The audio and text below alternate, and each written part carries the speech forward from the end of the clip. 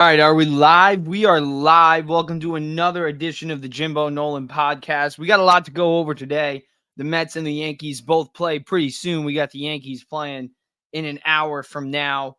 They got Louis Gill going up against Louis Gill. Also, by the way, he's struggled a little bit, but now he's kind of getting back on track. So going up a great pitcher. The Mets all know him, Zach Wheeler, Philadelphia Phillies. They're having a phenomenal year. I don't see the Mets getting past the Phillies, but we're rooting for those Yankees tonight because anything we can get at this point, anything we can get. So let's go Yankees tonight. Mets fans for Yankees. And then we got the Mets. They got Jose Quintana facing off against the Minnesota Twins. So hopefully the Mets can take advantage of that because the Twins, they are second in the AL Central. They are 58-46 on the year. So they're not terrible. But at the same time, based off how the Mets have been playing since June, and we're going to get into it, they've been the best team in MLB since June 1st.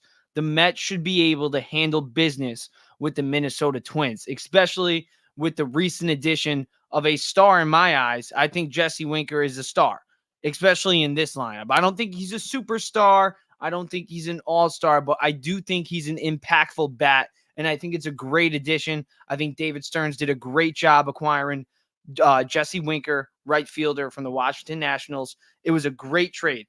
Great trade. You look at his stats in his last 50 games.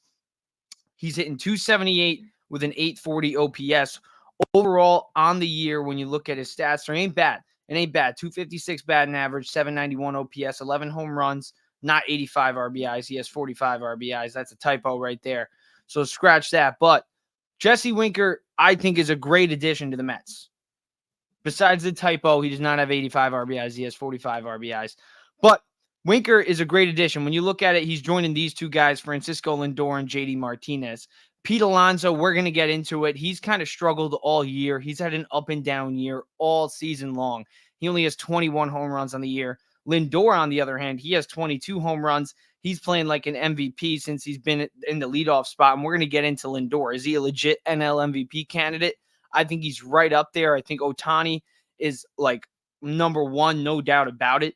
But if Ohtani struggles at all this year, if he gets an injury, I hope he doesn't get hurt. I really don't risk injury on anybody. But if it does happen and Ohtani struggles at all, he has a slow part of the year at all, and Lindor continues what he's doing, I mean, you got to give him credit. Lindor has put himself up there with with that MVP conversation with the way he's been playing. We got a comment. Let's see. Let's get to it. What's up, Yuki? How we doing, man? How do you feel about Lindor, man? Lindor been going off. With Lindor, the way Lindor is playing, because, we've always said, what does Francisco Lindor need to do for the Mets to be that good? And let's be honest, since June 1st, the Mets have been that good. And yes, JD Martinez has been great, but you look at Francisco Lindor across his last 50 games, 303 batting average, 977 OPS, which is insane, especially considering he's a shortstop and he's probably the best defensive. If you don't say he's the best defensive, you definitely have to say he's top three. So just to end an argument with anybody watching, he's a top three defensive shortstop. And he has a 977 OPS across his last 50 games. He is the reason the Mets are winning. Like the Mets have a top lineup in baseball right now, and that's why I love the Jesse Winker trade. Because Winker coming in to be like Yoenis Cespedes, hell no. He doesn't have to be Cespedes. We don't need a Cespedes-like trade acquisition right now for the lineup. We need a big-time starting pitcher, of course, with Kodai Senga going down, and we're going to get into that. But the addition of Jesse Winker, I think I'm not looking at it for Winker to be the savior. No, I'm looking at it and saying, oh my, with Winker, Lindor, Martinez, Vientos, Francisco Alvarez, who I believe is out of the lineup today, and Pete Alonso, if he gets going, Jeff McNeil, who's been pretty good, which is weird over these past 2 weeks. Jeff McNeil has gotten some pop and he's hitting consistently. So if we get the old Jeff McNeil, Jesse Winker with the MVP version of Francisco Lindor, because Francisco Lindor is good and the Mets are good. Yes, that is true. They have been that good, especially since June 1st, best team in baseball. But with the way the lineup has been going, you cannot knock the Jesse Winker trade. You cannot. You cannot at all. Did they get a 1A guy in the lineup? No, but you can't say that they might not. They probably have a 1A guy in Lindor. If Lindor keeps it up, he is their 1A.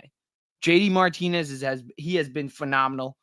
Pete Alonso, he's still got some pop. I mean, at the end of the day, he's hitting in the 240s, but he does have 21 home runs. I'd like to see more, but he does have some pop. And I think it also takes pressure off Alonso now too. So I think it was a great addition by Stearns. The fact that he's left-handed only adds to it as well. He did pinch hit last night. He didn't do well, but tonight Jesse Winker is batting fifth. We're going up against Simeon Woods Richardson, 3-1 on the year with a 3.27 ERA, only 88 innings pitched. We got Quintana on the mound, but the lineup, like I said before, it's been going off, and you got Lindor at the top of the lineup. And Lindor, you see it right there, last 50 games, he's been going off. Over a 300 batting average, over a 975 OPS, 14 home runs. I mean, he's already got a 2020 season in home runs and stolen bases. So he's well on to his second consecutive 30-30 season. And he doesn't get hurt. Knock on wood right now that Francisco Lindor doesn't get hurt the rest of the season, but he plays every single game. So Lindor is having, I think, his best season of his entire career, not just with the Mets. I think, when he was with Cleveland, he was amazing. And we saw it last year. We saw that last year. We saw it in 2022. 2021, yeah. Francisco Lindor, he sucked. But 2022, Lindor was great. 2023, he was even better. And now 2024, he's even better than he's ever been in his entire career, in my opinion. So Lindor, as long as he keeps it up, he'll continue to be in that MVP conversation in the National League. And yes, it will be hard with Shohei Ohtani in the same league, but I mean, you got to give him credit, man. You definitely got to give him credit. So you got Lindor at the top of the lineup, Nimmo, who was getting going along with Lindor, but he's kind of cooled down a little bit. So I'd like to see Nimmo getting going. He's still getting on base, but I'd like to see him get that pop back a little bit. He's been having a great season. Probably, I would say, not his best, but power-wise, definitely Brandon Nimmo's best. JD Martinez, talked about it before. He's been having a great year. He's hitting third. Pete Alonso, need to see him getting going. But hopefully with Jesse Winker, they finally got this is why I think this is a great trade for the Mets, because we always talk about it. Who's going to hit behind Pete Alonso? Well, we got Lindor exactly where he needs to be. We got Alonso exactly where he needs to be. Nimmo and Martinez are great 2 and 3. Who hits behind Alonso? It can't be McNeil, right? It can't be McNeil. We already know that. Even if McNeil heats up and he gets back to his 2022 self, I don't think McNeil's that guy. So that's why Jesse Winker, who's hitting fifth tonight, that's exactly why they traded for him, because they need a guy to hit fifth. And it makes their top 5 elite. And then you got Mark Vientos, who's been having a great season. Nobody expected him to have this season. Nobody. I don't care what you say. You can say Vientos was going to do great all you want, but at the end of the day, what he's been doing has been more than just good, more than just average. Mark Vientos' season so far, he's hitting 285, 14 home runs, 882 OPS, 38 RBIs. I mean, Vientos has been great. He's been one of the best third basemen in the National League. You got McNeil, who's been on a pretty good hot streak over these past few games, hitting 7th. Louis Torrens catching because Francisco Alvarez is out with a little injury. And then Harrison Bader, who's actually been a plus, I believe, for the Mets, hitting 9th in center field. So the Mets, they got a good lineup. You look at overall their stats on the year, they're 7th in runs per game with 4.8 in the MLB. This is not just National League. 9th in hits, so they're top 10 in hits. You look at on-base percentage, or a top 10 team in getting on base. They're 9th with a 321 overall on-base percentage. Home runs, this is where they're doing really well. 5th, 137, and that's only with Pete Alonso having 21 home runs on the year. Stolen bases, they're top 15, so they're not bad. They're 12th with 75. They're pitching, that's where they need to improve, and we're going to get into it. They need to make some moves to improve that starting pitching, especially with Senga out. Do I believe in ghosts, supernatural? If yes, can you explain the Kodai Senga injury? I don't think the Mets are cursed, because if what I see is true, Senga could hopefully be back for the playoffs. So if we want to make the playoffs, hopefully we get Senga back. I'm not sure if he'll be a full-time starter then, missing a whole entire season. But you know what? If we can get him at the tail end of in the bullpen as a long rotation guy, who knows? Who knows? Whatever we get out of Senga in the playoffs would be great. But I think with the injury, they got to make a move. Because at the end of the day, I could take the take of saying, you know what? The Mets got here without Kodai Senga. They're great. They're top. They got a playoff spot right now. They're third in the wild card. They've been the best team since June 1st without Kodai Senga. I can say all that. But at the same time, what we've been saying is, oh, we might not need to make a trade for a pitcher because we have Kodai Senga coming back. Well, now we don't have Kodai Senga coming back. And before we had Kodai Senga coming back, we said we still need a pitcher in this rotation, because as great as Sean Manaea has been, as great as Severino has been, we still need another pitcher, especially with Christian Scott going down on the IL as well. And we don't know how long he's going to be out for. So we need a pitcher. We definitely need a pitcher. Do I think we're cursed? Hell yeah, I think we're cursed. Oh yeah, I think we're cursed. I mean, every single year, it's something. Every year.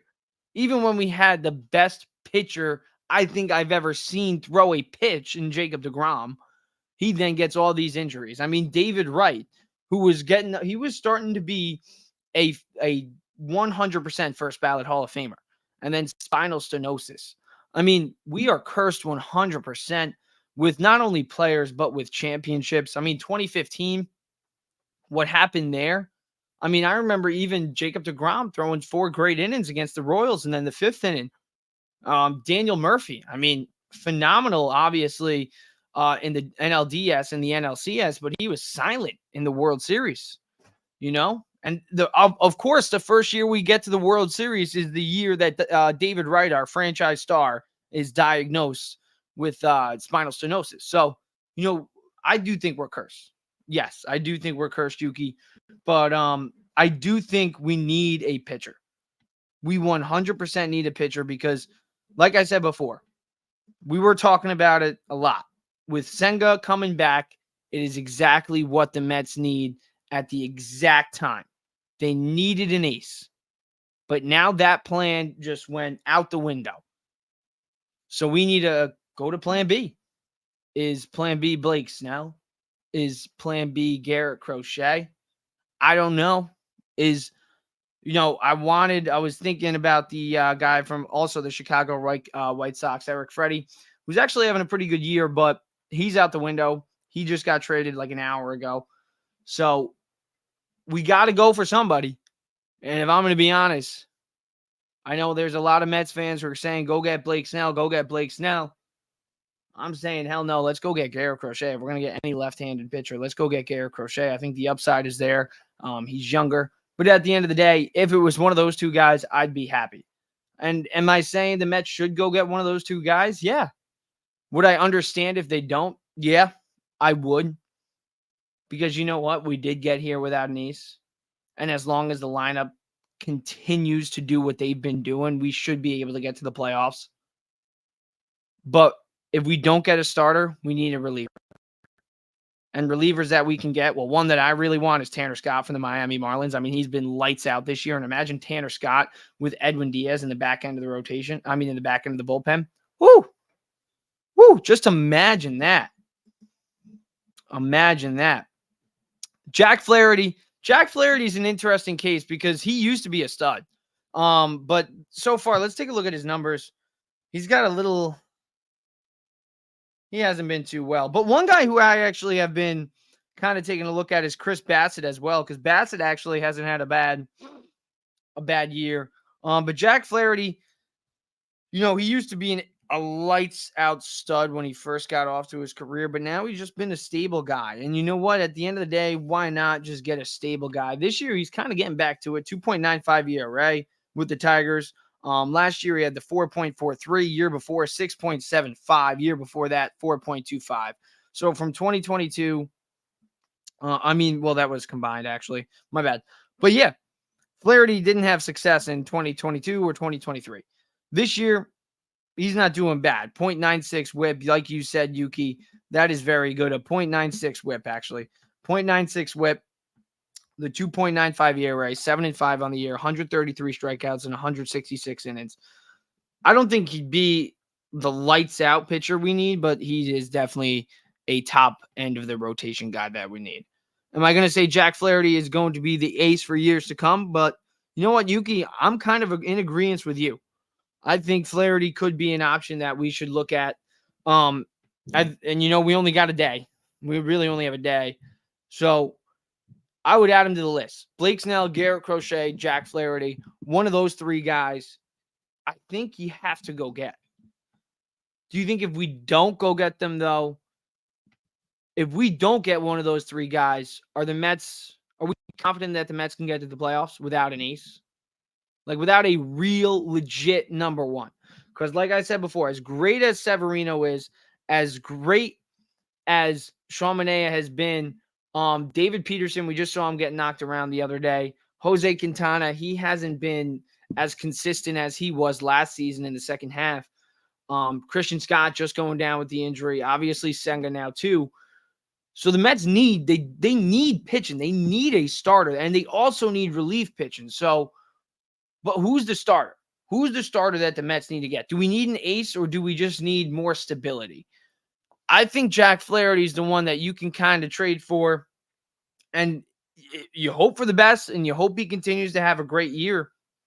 But if not, I mean, you do get a pretty stable pitcher. But when you look at Jack Flaherty's numbers when he is on top of his game, and so far this season, Jack Flaherty, like Yuki has said, Jack Flaherty has been on top of his game with Detroit. You look at his career numbers, though, it's very intriguing. In 2019, and that's, a few seasons ago, but even in 2021, only 78 innings, he goes down with the injury. 3.22 ERA. So injuries have definitely derailed him because in 2019, he was lights out, 196 innings, 2.75 ERA. So, yeah, I think I would go after a guy like Jack Flaherty. But we also do need relief pitching because at the end of the day, you could go get one of those three guys. And we've seen it before. The Mets bullpen just always figures out a way to blow it. They always figure out a way to blow it. So I think the Mets do need to make a move for a bullpen target as well. I think guys that you can look at is definitely the one main guy who I do want is definitely Tanner Scott. Because you look at Tanner Scott's numbers this year with the Marlins, 1.18 ERA, 53 strikeouts, 18 saves. Tanner Scott with Edwin Diaz. Tanner Scott and Edwin Diaz would be lights out. Lights out. Because let's look at Diaz's numbers because everybody was a little bit worried about him right before he went down with the injury. But since he's been back, only one earned run allowed since June 13th. Only one earned run. Not a single home run allowed.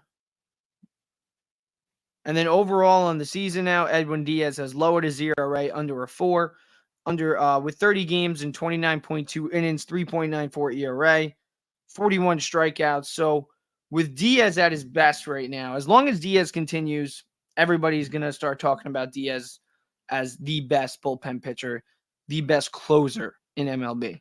Now you bring Tanner Scott, who's been having the best year out of the bullpen all year for any team. That's a lights out bullpen. That's a playoff bullpen. And in 2015, what did the Mets do at the deadline? They made moves to get a good bullpen. They brought in Tyler Clippard, who was having a great season at the time. They brought in Addison Reed, who was having a great season at the time, to join their stud closer, Jeurys Familia. So, am I saying the Mets need to replicate what they did in 2015? No. But to go far in the playoffs, to get to the playoffs, to hold your ground, to hold that third wild card spot and gain ground, you need bullpen help. So the Mets, I think, above starting pitching, above the lineup, they need to go for bullpen arms. And why not Tanner Scott? Why not? Because also, he was having a great year at the beginning of the year. But let's take a look at the majority of numbers for the bullpen. Also, Tyler McGill, if we get another starter, moving Tyler McGill to the bullpen, that would add to it. Because I think McGill, his brother also is a great bullpen pitcher as well. Reed Garrett's out with a little bit of he's out with an elbow injury. Let's see. He's going for mound work. He went for mound work actually over this weekend. So hopefully we can get Reed Garrett back soon. He's been having a pretty good year. Started out the year lights out, 3.64 ERA in the year. across 36 games. So we definitely got options. Jose Budo, I love him out of the bullpen so far. He had another successful outing the other day. 3 innings of work, no earned runs over those 3 innings of work against Atlanta. So Budo's been having success out of the bullpen as well. So yeah, I think you go get one more lights out guy that you can pair up with Diaz at the end of the game, and you're good. Sean Reed Foley, he went down. He's actually been having a good year too, but he's out with a shoulder injury. He's beginning his rehab assignment. He began his rehab assignment on Thursday, so that's a plus for the Mets because he's been having a great year. 23 games this year, 1.66 ERA. Would love to get him back. So the Mets, I think they need bullpen arms, one, because they got injuries to there, and you got to add to it. You need a good bullpen. But at the end of the day, they got to get just pitching overall. You got to get a starter, one more starter, probably an ace. Like Yuki said, you got to get Jack Flaherty. Or, in my eyes, maybe Blake Snell, maybe even Garrett Crochet. But I would not mind Jack Flaherty based off the season he's having. But he does have a little bit of an injury history, so that's where I'd skirt away from. But Blake Snell, I think he's the guy, the number one option. I actually was thinking maybe Garrett Crochet, but you know what? He's also got an injury history too. So I'd go for Snell. I mean, he's a guy who's a 2-time Cy Young Award winner. He just won it last year. Led the league in strikeouts, led the league in ERA. Go for Blake Snell. Giants make him available. Go for Blake Snell. I think that's the guy you got to go for. And then maybe go for Tanner Scott as well. And then that's how I think David Stearns would ace his test with Mets fans, ace his test as the new president of baseball operations for the New York Mets. You go out there in your first trade deadline, you bring in Jesse Winker, you bring in Tanner Scott, and you bring in Blake Snell. Even if it's not Blake Snell and it's Jack Flaherty or Garrett Crochet, like one of those 3 aces you bring in that are on the block right now, David Stearns, good for you, man. Great first trade deadline. And I think that would put the Mets definitely like a lock for the playoffs. As long as none of them get hurt. But yeah, man, the Mets, they're in a good spot. They're exactly where they want to be right now, especially going up against they're a good team. The Minnesota Twins are a good team. You know, they're second, I think, in the AL Central. But at the end of the day, with the Mets being the best team in baseball since June 1st, with the way they've been playing, with the way they've been swinging the bat, they should easily they should be able to handle business. And Francisco Lindor, he is 100% an NL MVP candidate, in my opinion. I'd say he's top 3 right now.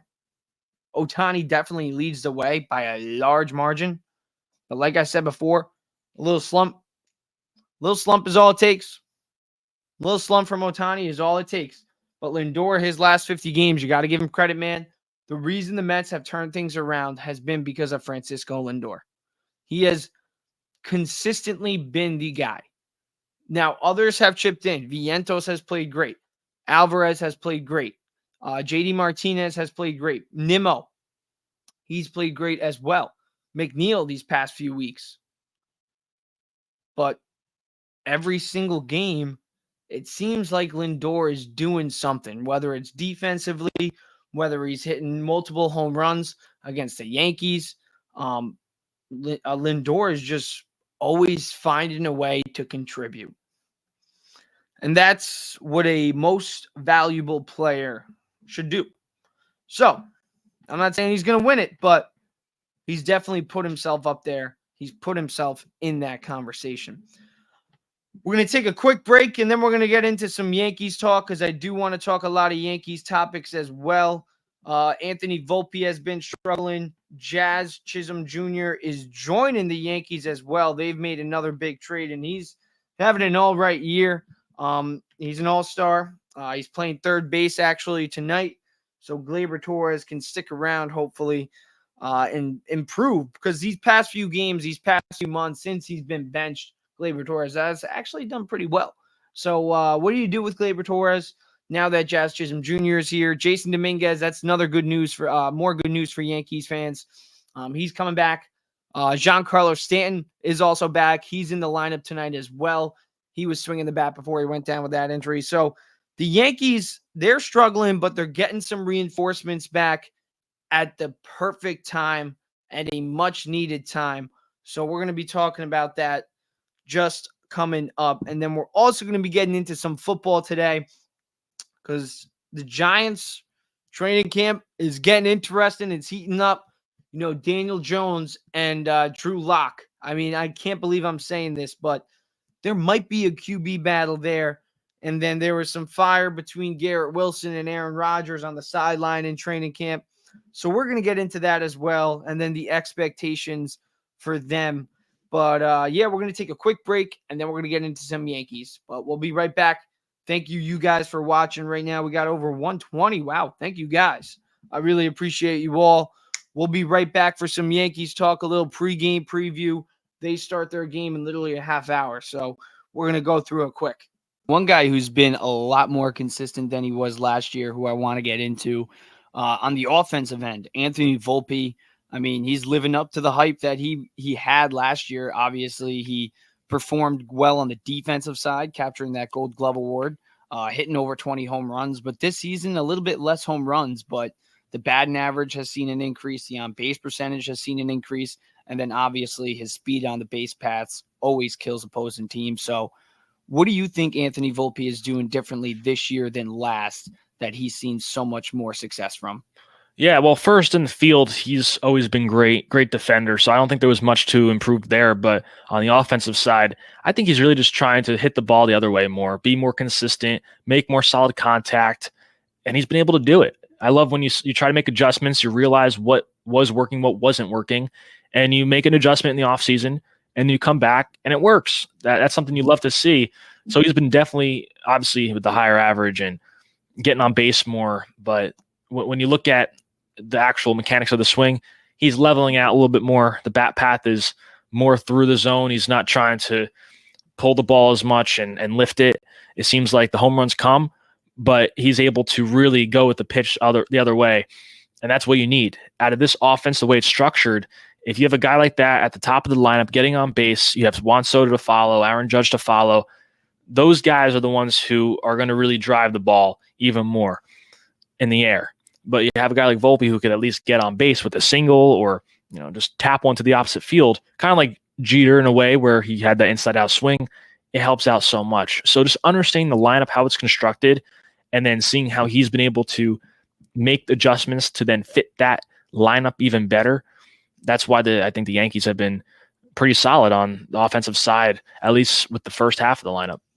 Yeah, I mean, Aaron Judge, he has insane numbers, and we're going to get into him in a little bit. His last 50 games, he has 55 RBIs, and I think, like you alluded to, a big part of that is because Vulpi is doing such a great job hitting in front of those guys. I feel like he's kind of realized, okay, I got two of the best hitters in baseball right behind me. All I got to do is get on base, and they can do the rest. Like you said, Aaron Judge and Juan Soto, they're going to clean up in that lineup.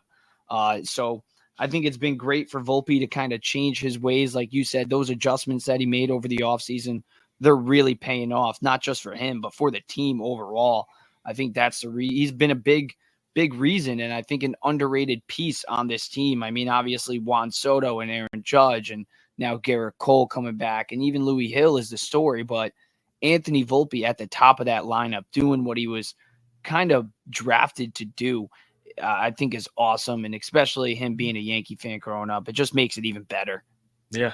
No, it's exciting to see, and obviously everyone's pulling for the guy, and Anthony's a Jersey guy. He's been around here for a while, and everyone wants to support him, and just seeing how he's been able to interact with the team and bring them up, it's awesome to see, because there's a lot of hype. Look, there's a lot of pressure, not only in New York with the Yankees, but if you're somebody with the kind of prospect hype, you could easily fall into that trap. You look at any team, any of your top prospects, their heads are being blown up. Everyone's sending them stuff. They're being hyped up all the time, but you need to know how to regulate that and know how to handle your emotions and handle those distractions. And that's the key, I think, to playing in New York. If you can't handle that, it's going to be difficult. But if you can, like he's been able to, it obviously it could definitely pay off. Yeah, and now I think he's really been seeing great success because, like you said, he's comfortable now, and he's found himself in this lineup, especially in a great lineup. So let's get into those other guys. And before I do get into Soto, Aaron Judge, man, do you think this guy's the AL MVP favorite right now? It's possible. It's possible. I mean, you look at the first month of the season, he was really struggling, and then he just turned on the Jets. Mhm. So we all thought he was hurt at first because he had that little lingering thing day to day in spring training, and then he went into the season playing every day. But he's been able to really turn it on and just obviously be the guy who everyone knows he is. But you never know. I really. Woo! All right, we're back.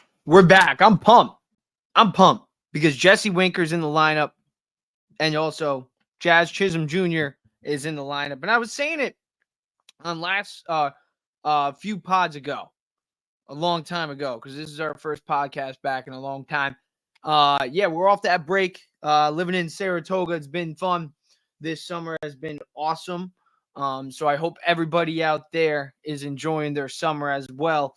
But hopefully, Jazz Chisholm Jr. can have a fun summer with his two new co-stars. I wish I could say three because at the beginning of the year, I was saying Anthony Vulpi should be an all-star, but we're going to get into Anthony Vulpi in a little bit because he's kind of sucked as of late. But Jazz Chisholm Jr., he's coming in and he's joining two stars in Aaron Judge and Juan Soto, who both have an OPS of over 1,000.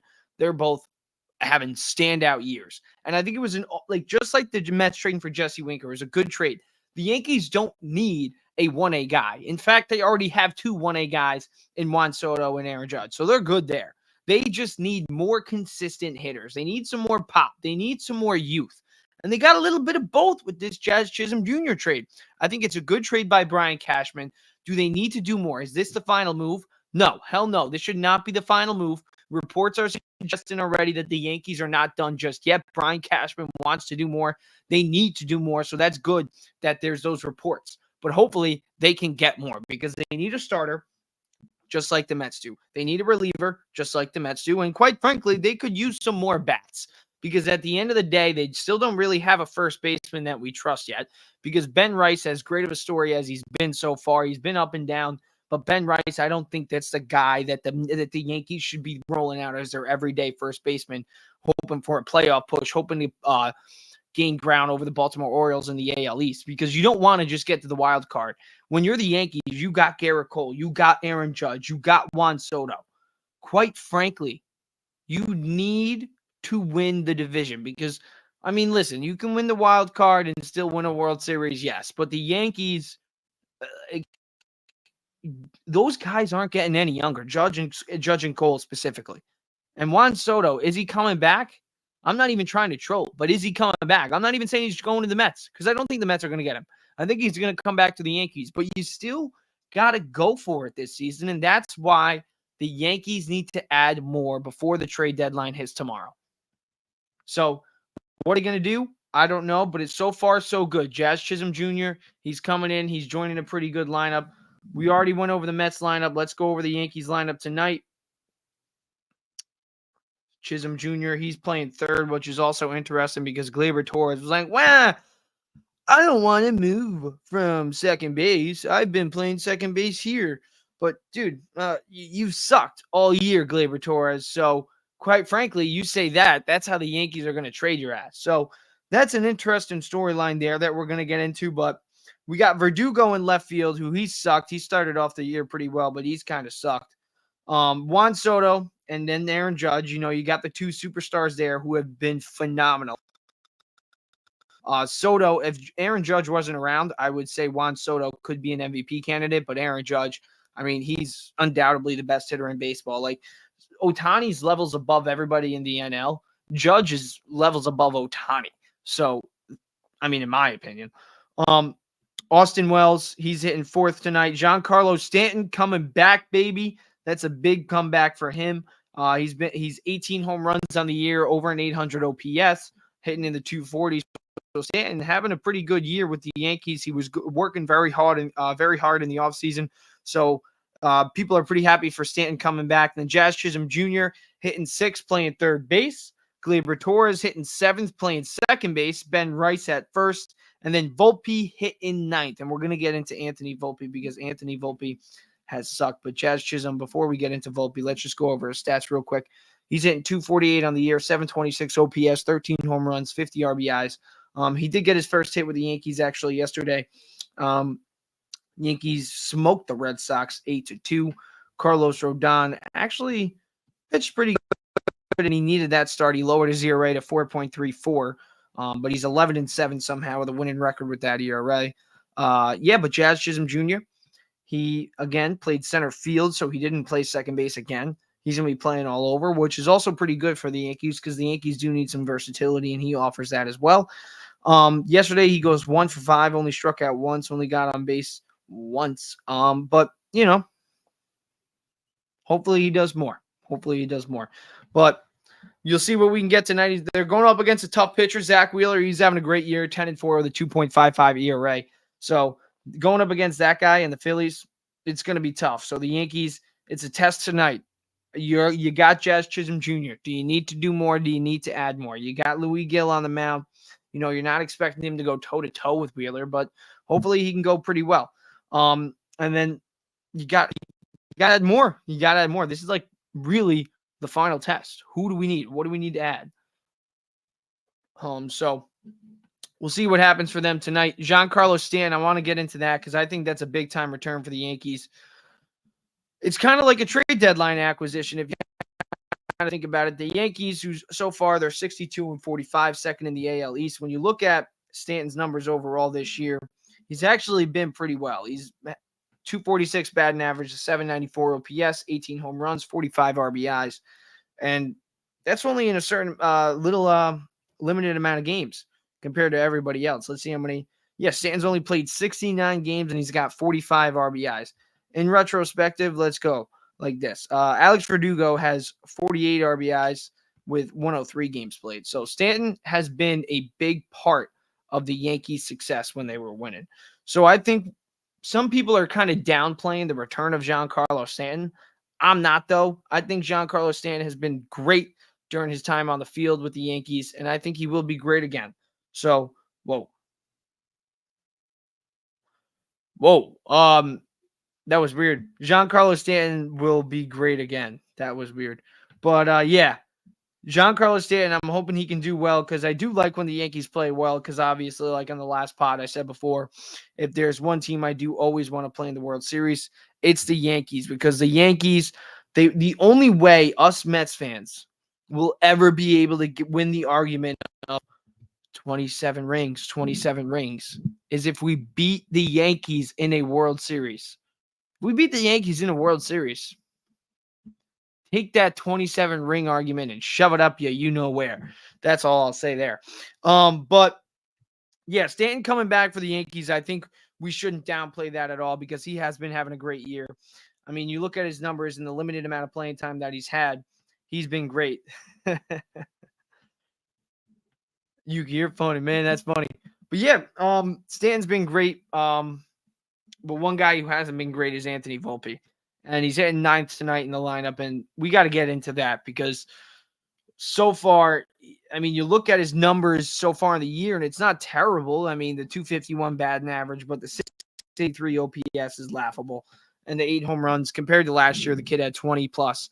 That's not that good either. So Vulpi needs to figure something out because in his last 50 games, he sucked. 213 batting average, laughable. 556 OPS, and then the 2 home runs in 50 games. That's unacceptable. Anthony Vulpi is playing his way off the Yankees if he keeps this up. That's all I'll say right there. I mean, the Yankees, do they need to make a move for a shortstop as well? Is Jazz Chisholm Jr. going to be ending up playing shortstop or Gleyber Torres?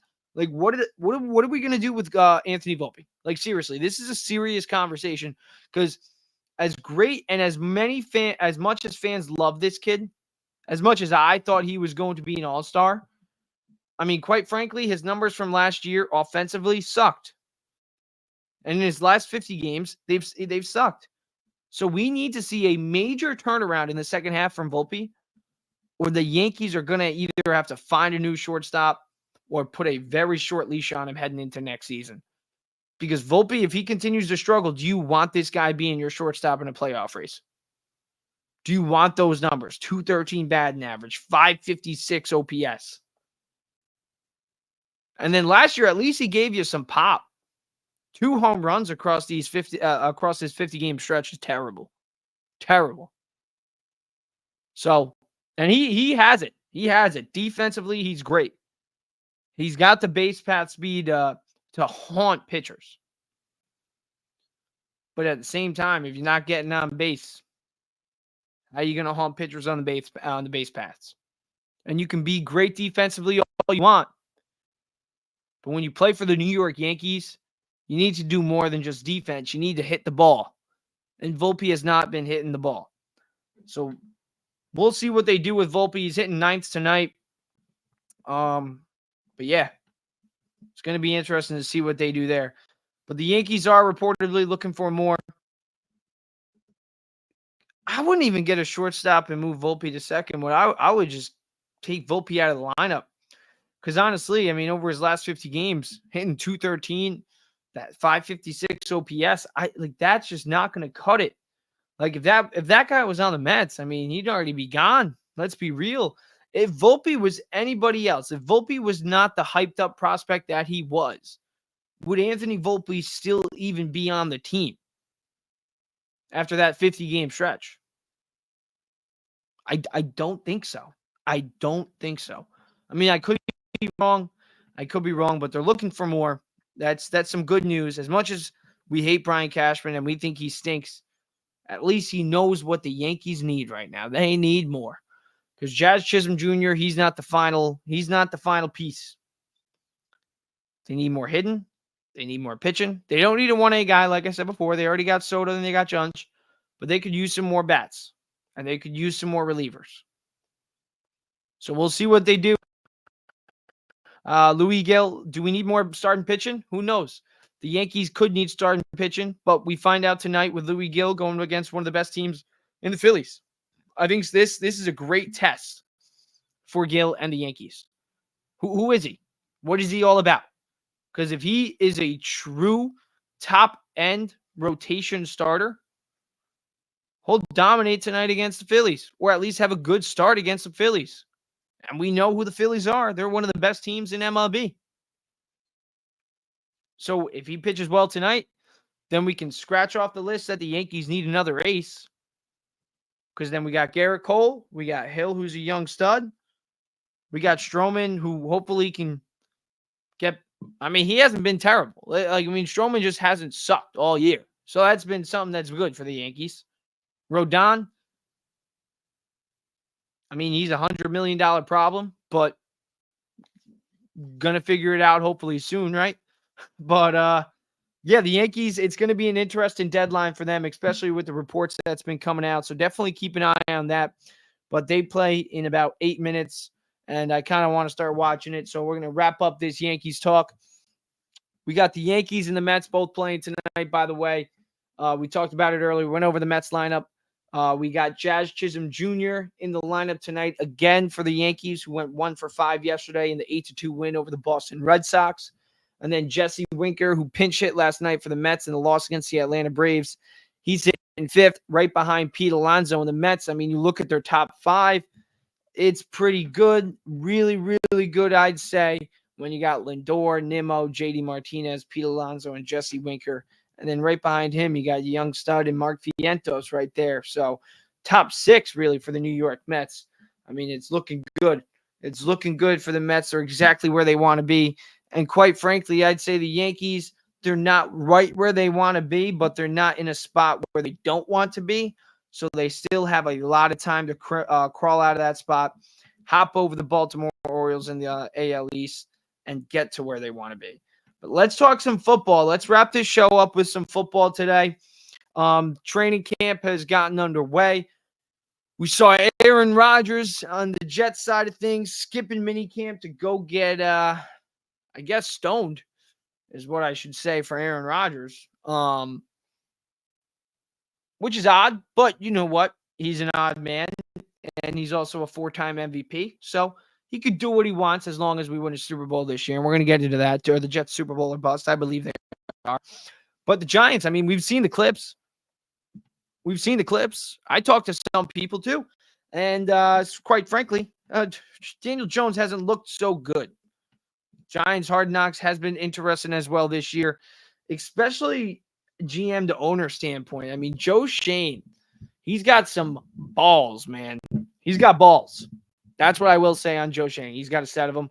He ain't afraid to make his own decisions. He don't care what his owner think. Saquon Barkley, he was obviously adored by the owner, but Joe Schoen didn't really care. He did not care. But quite frankly, the Giants, I don't think they have a QB dilemma right now. At the end of the day, Daniel Jones will start. He will start. But based off what I'm seeing from camp and based off what I'm hearing from camp, it's not looking good for Daniel Jones. It really isn't. I mean, yes, he's coming off a torn ACL. He's coming off a neck injury. He's coming off a lot of things. He's coming off missing an entire year. But at the same time, he just signed a 4-year deal worth over $160 million.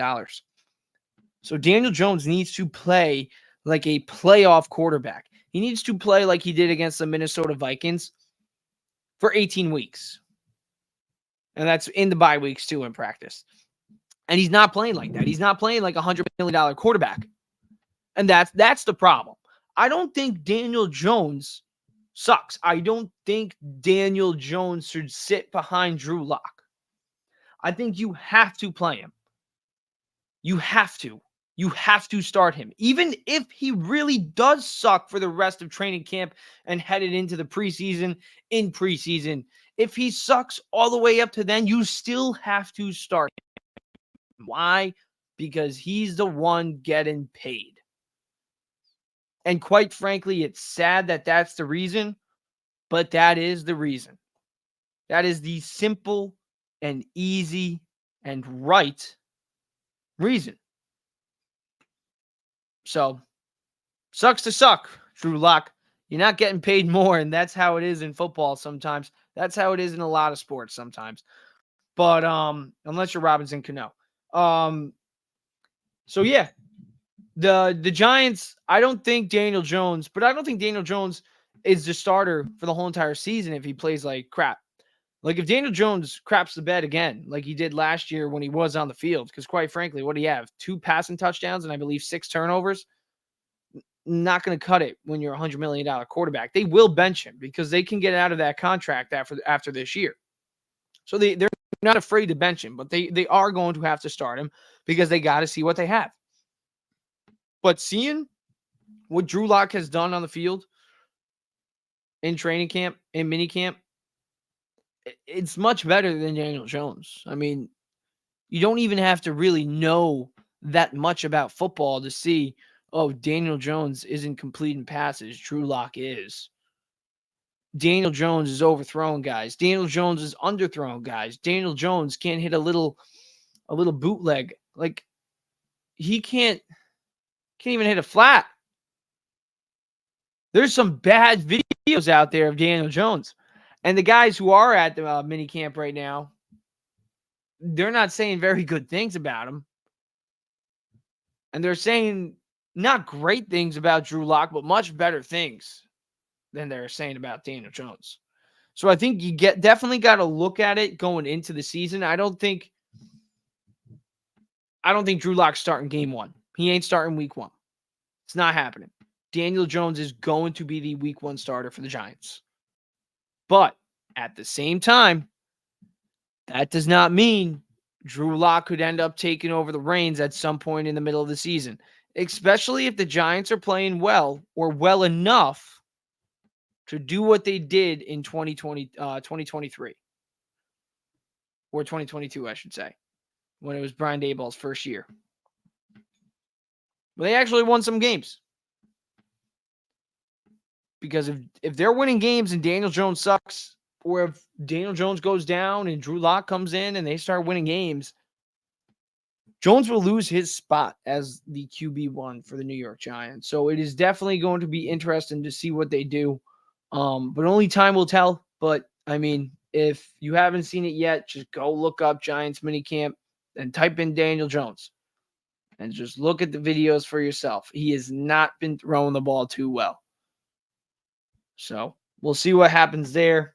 But overall, I think with the Giants, I think they could be a playoff team. And I want to talk about it because I think their defense is very interesting. So we're going to get into just this in just a moment. But before we do get into the defense and before we get into their playoff defense, I want to talk about Malik Neighbors because Malik Neighbors, first round draft pick at LSU, a lot of expectations, and I think the Giants got a very, very good pick. With him, Jalen Hyatt, Wan'Dale Robinson, and even Darius Slayton, you got a good receiving room right there for the Giants. So whoever their quarterback is, as long as they get the ball to Malik Neighbors, and the defense plays well enough, the Giants could make the playoffs in my eyes. And that has to do with Malik Neighbors because they need a guy on offense to make things happen, and they have that in Malik Neighbors. And their defense is legit. I mean, let's take a look at their notable defensive players. You got Deonte Banks, Dexter Lawrence, Brian Burns, Bobby Okereke, Kayvon Thibodeau, Azeez Ojulari. Like, they got a stacked defense. The pass rush is going to be insane. The addition of Brian Burns is going to be lethal for the Giants defense. I mean, Kayvon Thibodeau, you're expecting him to take another jump in year 3. Bobby Okereke, he was a great addition last year. He proved just that, playing every single snap. Deonte Banks, first-round draft pick out of last year's draft. Hopefully he can take a step forward in year 2, make that secondary lockdown. And then Dexter Lawrence, obviously one of the best defensive tackles, if not the best defensive tackle in the NFC. So the Giants defense, I think is up there as a top 5, top 10 defense. Is that crazy of me to say? I really don't think so. And Brian Daboll is a great head coach. So to wrap the Giants topic up, yes, I think the New York Giants could make the playoffs and be a surprise playoff team in this upcoming NFL season. And let's talk about the Jets. Let's wrap it up with the Jets, and then we'll wrap up this show so I can go watch this baseball game. Yeah, the Jets. Big whoop. Is Aaron Rodgers missing minicamp that big of a deal? No, he's a 4-time MVP. He's allowed to do what he's allowed to do. All right. Sometimes, you just earn shit. LeBron earns shit. You know? Everyone's like, oh, why did they draft Bronny James? Because LeBron's a multiple-time MVP, a 4-time NBA champion. LeBron's allowed to call the shots at this point in his career, guys. And Aaron Rodgers, is he allowed to miss minicamp?